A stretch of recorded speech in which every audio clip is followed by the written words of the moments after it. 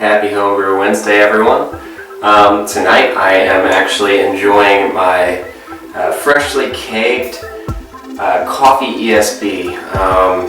It came out to 4%, and I'm very pleased with it. You know, for a while, as I was tasting it out of the fermenter, I was thinking, this is a little thin. I don't know how I feel about this. This yeast I'm not really into. It's a little too dry for me.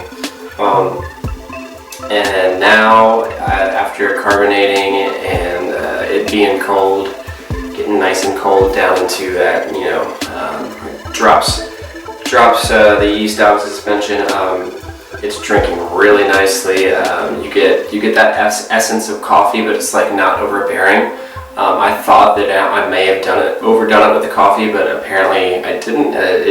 It's just like a nice, subtle sort of attribute to this beer. Malt bill, I use a little bit of Crystal 90 that I had previously used in, it was like what was it? It was like an oak-aged red ale, and that turned out really nice.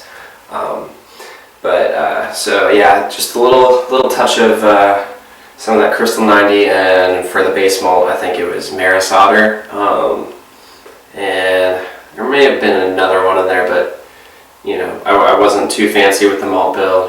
Obviously being a low ABV, low gravity beer, but yeah, so I'm very pleased with it.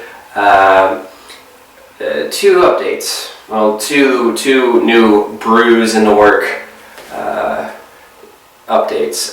So tomorrow, actually, I'm going to get up early. I'm going to fire up the Grainfather. I'm going to brew a 5-gallon batch of what I'm hoping to be this sort of really nice, bright, citrusy beer that also has like some herbal characteristics in it. I'm using a few interesting ingredients in this. It's gonna be a smash beer as far as malt and hops and all that. I'm gonna use just plain old Simpson's. What is that? The Golden Promise. Yeah, that's the only malt I'm using in it. I'm gonna drop in some Amarillo hops at the end of the boil whirlpool with that. Also be using some orange peel and a little bit of lavender in there just to spice things up, get people's attention if I mention this beer to someone in passing. Yeah, I have high hopes for it. I might throw some leftover Mandarina Bavaria that I've used for like the past 3 batches, just because I wanted to play around with that hop. It's been nice to have that around, so probably get rid of that in this batch too. I think it'll work fine with Amarillo hops, them being the more citrus forward hop varieties. So there's that, and then the following week I'm going to brew a Mexican lager, with some nice Vienna malt and some honey malt, maybe a little bit of flaked corn in there. We'll see. I'm looking forward to that just as a nice summer drinking beer. Who doesn't like a good Mexican lager?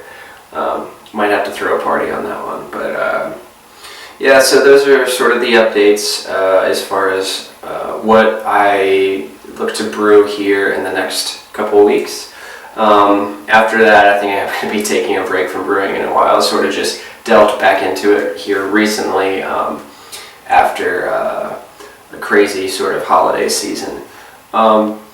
So I got my brewing fix, and I'll probably start brewing only as frequently as every other week, maybe once a month. We'll see. But I'm having a lot of fun with it, and I hope you all have a great rest of your week. Stay positive, be the best you can, and cheers, everybody.